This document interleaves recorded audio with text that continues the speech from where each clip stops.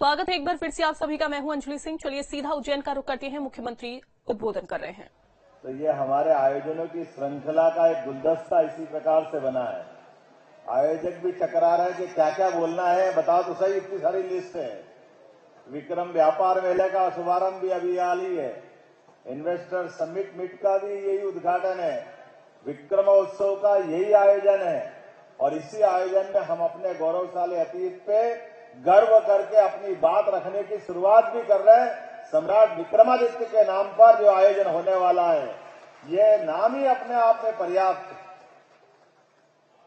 जहां हमारी सभ्यता का आदित्य दुनिया में पहचाना गया, उसी नगरी को विक्रमादित्य के नाम से दुनिया जानती है।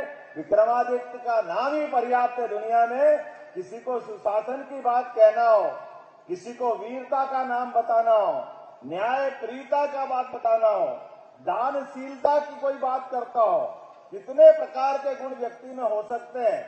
वो सारे के सारे गुण अगर एक व्यक्ति में समाहित कर दो तो जीते जी जो देवत्व धारण कर ले। लेकिन विनम्रता में आज भी वो अपने आप को राजा के बजाय सामान्य नागरिक के नाते से, नागरिक तंत्र की स्थापना के प्रथम पुरुष के नाते से जाने जाते हैं। ऐसे विक्रमादित्य के नाम पर ये जो आयोजन हो रहा है, इस आयोजन की मैं अपने यहाँ से उज्जैन से हमारे भारत सरकार के बहुत लोकप्रिय मंत्री और हमारे सबके नेता, मेरे अभिन्न मित्र माननीय ज्योतिरादित्य सिंधिया जी का स्वागत करता हूं, अभिनंदन करता हूं, जिनने बहुत विस्तार से अपने बीच में अपनी सारी बात रखी। एक बार अभिनंदन करें माननीय सिंधिया जी का।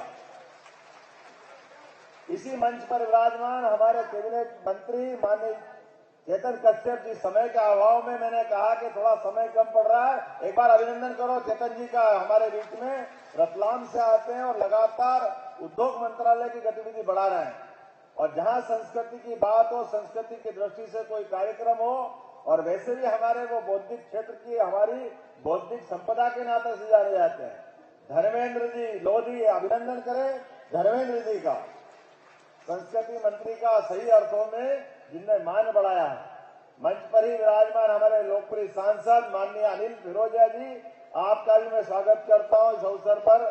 हमारे माननीय विधायक माननीय अनिल जैन कालूहेड़ा जी हमारे लिए उज्जैन उत्तर के विधायक हैं, बहुत लोकप्रिय नेता है।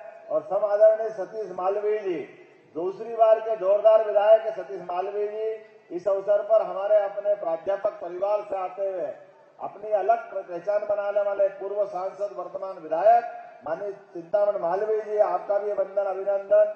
हमारे अपने महापौर मुकेश कटवाल जी, आपका भी अभिनंदन। बहन कलावती दीदी, आपका भी अभिनंदन, नगर निगम के अध्यक्ष हैं। इस अवसर पर हमारे दोनों भाजपा जिला अध्यक्ष माननीय विवेक जोशी जी, माननीय बहादुर सिंह बोरमुंडला जी, इस अवसर पर फार्मेसी काउंसिल के पूर्व अध्यक्ष ओम जैन जी, उज्जैन विकास प्राधिकरण के पूर्व अध्यक्ष माननीय जगदीश अग्रवाल जी, हमारे वरिष्ठ नेता पूर्व मंत्री माननीय पारस जैन जी, इस अवसर पर प्राधिकरण के पूर्व अध्यक्ष माननीय श्याम बंसल जी, हमारे पूर्व विधायक और जुझारू छात्र नेता के रूप में अपनी ख्याति प्राप्त करने वाले माननीय राजेंद्र भारती जी, हमारे प्रवक्ता राजपाल सिंह जी, और नाम लूंगा तो उज्जैन में मैं अब छोड़ नहीं सकता माननीय सुल्तान सिंह जी शेखावत जी नागदा से हमारे बीच पधारे, जिला पंचायत के अध्यक्ष हमारी बहन जी, इस अवसर पर उपाध्यक्ष जी, सभी वरिष्ठ अलग अलग पदाधिकारीगण, सभी पत्रकार साथियों, सम्मान्य नागरिकगण, भाइयों और बहनों, प्यारे मित्र साथियों, आपने ढोल नगाड़े के साथ जो विक्रमोत्सव पे घंटा नाद किया है, हजारों साल से महाकवि कालिदास ने 2000 साल पहले ऐसे ही घंटा नाद किया, जिसके आधार पर उनकी आज भी दुनिया में तोड़ नहीं मिलता है, जिनने अपने ग्रंथों के माध्यम से उज्जैन की गरिमा गाई, एहसास कराया कि पवित्र क्षिप्रा का किनारा ये भूखंड इंद्र देवता का माना गया स्वर्ग के समान, जो उपमा दी गई उज्जैन को। वैसे तो उज्जैन की पहचान ही ऐसी है, अयोध्या मथुरा माया काशी कांची अवंतिका पुरी द्वारा अवतिष्ठेय सप्तैते मोक्षदायिका, जो 7 पवित्रतम नगरी दुनिया में है और जिन नगरी में रहने मात्र से परमात्मा हमको जन्म जन्म के झंझटों से मुक्त करके मोक्ष की प्राप्ति कराता है। व्यक्ति मनुष्य लोक में आता है तो एक ही आकांक्षा से आता है, और आने के पीछे उसका भी कारण रहता है कि जब हमारे प्रारब्ध में मोक्ष में रहना का मौका, या आप इसको सरल भाषा में कहो तो हमारे कर्मों के आधार पर पुण्य कर्म अर्जित करने का मौका ढूंढना है, तो व्यक्ति का पिंड आत्मा के रूप में हमारे अपने शरीर से इस मृत्यु लोक में शरीर धारण करके पुण्य अर्जित करने का मौका मिलता है। और पुण्य अर्जित करने का मौका मिलता है तो 84 लाख योनियों में से कई जन्मों के पुण्य के बाद हमको मनुष्य जन्म मिलता है। और मनुष्य जन्म को सार्थक सिद्ध करने के लिए ऐसी उदात्त संस्कृति को दुनिया ढूंढती रहती है, और ऐसी संस्कृति में हमें सबको गर्व है। हाँ, हम सनातन संस्कृति के संवाहक है, जिस संस्कृति ने दुनिया को मनुष्यता के नाते से वसुदेव कुटुंबकम की भावना से परिचय कराया। हाँ, हम उस गौरवशाली संस्कृति के संवाहक है जो अपने गौरवशाली अतीत पे गर्व भी करती है और समूची मानवता में जीव और जीर्णोद्धार अलग अलग प्रकार से उसी भाव को लेके चलती है, जो एक चींटी मात्र को भी रहने का इस पृथ्वी पे जो अधिकार है वो हम सबको अधिकार है। क्या नदी, क्या पहाड़, क्या पर्वत, सब में जो जीव ढूंढते हैं, सबको परमात्मा का एक तरह से प्रसाद मानते हैं। हाँ, हम संस्कृति के संवाहक है, और ऐसे में अपने शासन से सुशासन की उच्चतम मापदंड है भगवान राजा राम के काल से, और अतीत के ऐसे कई कई कारणों से आप अंदाज लगा लो कि ये हमारा अपना जो वर्तमान का चतुर्युग चल रहा है, जिसको मान के चले 5000 साल का ये कलयुग का समय चल रहा है, लेकिन कलयुग के 5000 साल के समय को भी अगर भूल जाएं तो ये उज्जैन तो कालगणना की नगरी है, और कालगणना की नगरी जिसने अपनी सृष्टि के आरंभ से हरेक का हिसाब रखा है, और व्यक्ति के जन्म से लेकर मृत्यु तक की पूरी यात्रा का समय कितना कीमत रखता है, तो अपने क्षण क्षण का उपयोग सदुपयोग में बदले। इसलिए दुनिया की नगरी कोई और हो सकती है, लेकिन काल की नगरी तो एक ही है, महाकाल की नगरी। इसकी किसी से कोई होड़ नहीं हो सकती, किसी से कोई तोड़ नहीं हो सकती। इसलिए एक बार नहीं, हमारी सृष्टि के प्रारंभ में सौर मंडल की शुरुआत के साथ जब नवग्रह रचना भी हो रही थी सूर्य मंडल के साथ, तो यही माना गया कि उज्जैन वो स्थान है जहाँ पृथ्वी से एक भूखंड टूट करके मंगल ग्रह के नाते से अपनी अलग पहचान बनाते हैं, और वो मंगल पृथ्वी के पुत्र कहलाते हैं। लेकिन ऐसा कहा गया कि वो धूमकेतु से जो टकराने की घटना हुई है, वो टकराने की घटना भी इसी पुण्य भूमि उज्जैन से मानी गई है। हमें इस बात का गर्व है। इसलिए समस्त प्रकार के मांगलिक ऐसे मुहूर्त के आधार पर किसी को अपने जीवन के अंदर मंगल दोष से निवृत्ति चाहिए, कोई मंगल दोष की परिस्थितियों में अपनी सुधार की कोई गुंजाइश ढूंढता है, तो दुनिया में उसको कहीं भटकने की जरूरत नहीं। एक बार उज्जैन आ जाए, शिप्रा में स्नान करे, मंगलनाथ पे जल चढ़ाए, थोड़ी सी पूजा कर दे, बाबा कृपा करते। ऐसी कई मान्यता है, लेकिन विक्रमादित्य तो वो काल के व्यक्तित्व है जिनने अपने बलबूते पर पुरुषार्थ से, पराक्रम से अपने पिता के छीने हुए उस साम्राज्य को न केवल हासिल किया, बल्कि इस पूरी दुनिया से आतंकवादियों को, आतताइयों को, विदेशी आक्रांताओं को वो धूल चटाई कि आज भी हर देश के बच्चे बच्चे के हृदय में धड़कता है कि हाँ, हमारा गौरवशाली अतीत का एक महानायक अगर कोई है वो विक्रमादित्य, हमको सदैव जिससे गर्व रहता है।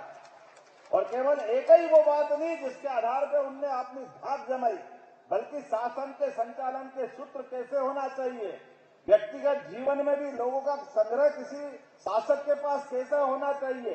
2000 साल पहले कोई एक नाम हो तो बताओ। महाकवि कालिदास घटकर पर से लगा करके नवग्रह, जिसको नवग्रह के आधार पर सूर्य मंडल की जैसे पहचान होती है, ऐसे उनने नवरत्नों की पहचान अपने साथ जोड़ी थी, जिसके कारण से विक्रमादित्य और उनके नवरत्न, विक्रमादित्य और उनकी 32 पुतलियों का सिंहासन, कई सारी किंवदंतियां आज भी चलती है।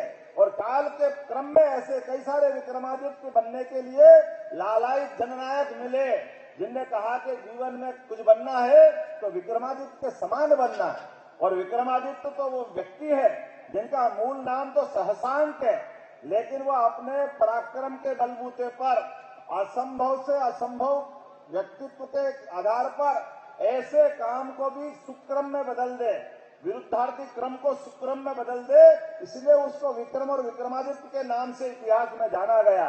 काल के प्रवाह में ऐसे जननायक को विस्मृत करा दिया गया था।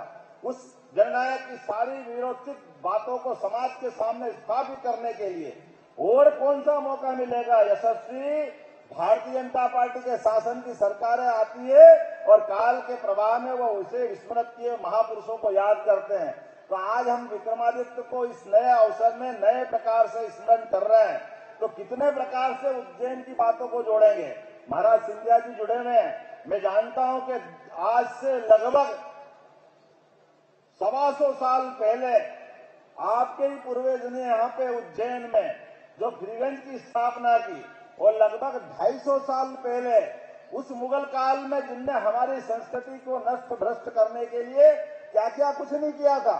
मुझे गर्व है इस बात का उज्जैन का होने के नाते से और महाराज सिंधिया की उस पुरानी रियासत के नागरिक के नाते से बताना चाहूंगा।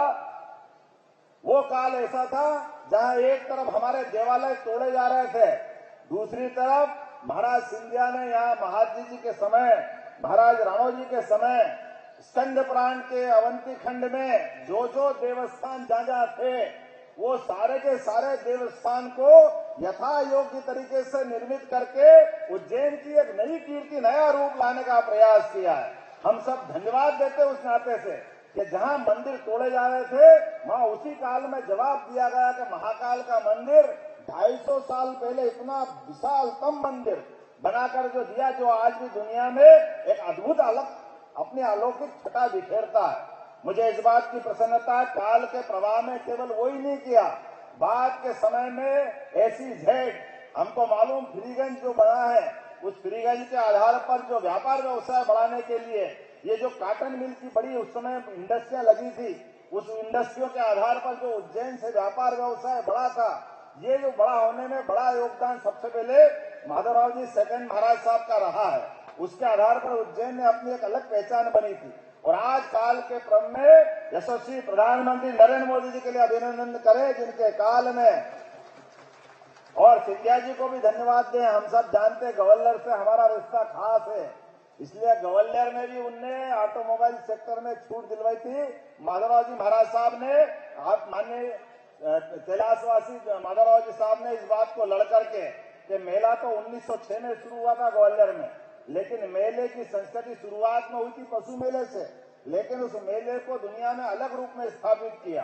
जो अभी आपने कहा कि 2000 करोड़ का ऑटोमोबाइल का व्यापार व्यवसाय हुआ, तो उसी प्रकार से बढ़ते बढ़ते अब हमारे उज्जैन में भी वो मौका आया है, जिस आधार पर हमको गाड़ी घोड़े अगर खरीदना है तो 1-2 लाख की छूट तो वैसे ही मिलेगी, लेकिन व्यापार व्यवसाय के माध्यम से ये उज्जैन की एक नई दिशा खुलेगी।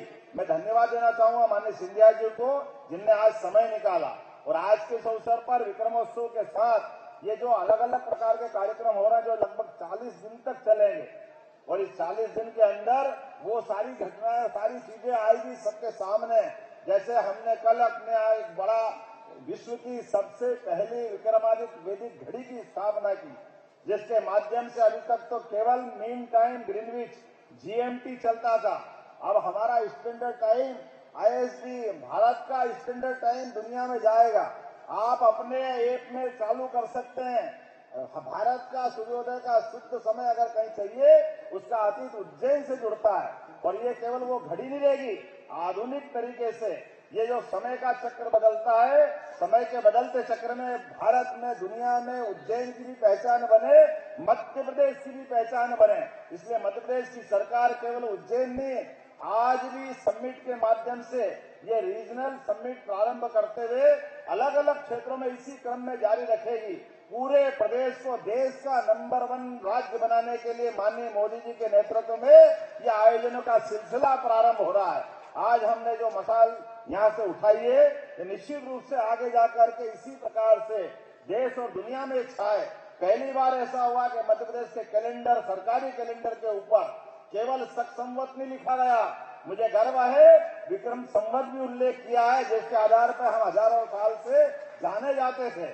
ये हम कोशिश करेंगे पूरे साल विक्रमादित्य के विविध पक्षों के ऊपर इसी प्रकार की फेलोशिप देते हुए वो सारे रहस्य, वो सारी जानकारियां सबके सामने आए, वो साहित्य का सृजन हो, पुस्तकों की रचना हो, विविध प्रकार की जानकारी हो।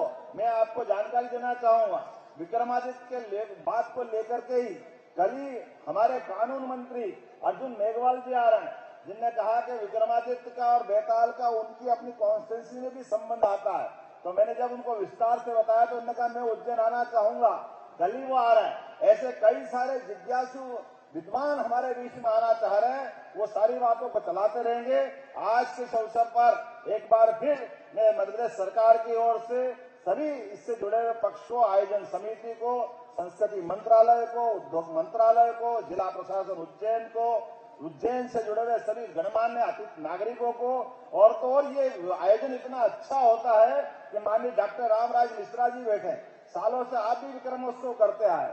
हमारे उस बहादुरी के प्रतीक मोहल्ले मोहल्ले बहादुरगंज, अब्दालपुरा, कार्तिक चौक, ये कई कई साल से समाज अपने बलबूते पर इसका विजय जुलूस डेर के रूप में निकालता आया। ये कितना गौरवशाली पक्ष है। समाज जो पहले से मनाता आया, सरकार उनके साथ खड़ी है। ये सरकार और समाज को साथ में लेके चलने वाले उत्सव ये भारत का मान बढ़ाते, हमारी संस्कृति की जय जयकार कराते हैं। एक बार फिर मैं पूरे आयोजन के लिए बधाई देना चाहूंगा। बहुत बहुत धन्यवाद। भारत माता की जय। इसी के साथ माननीय मुख्यमंत्री महोदय तो देखिए एक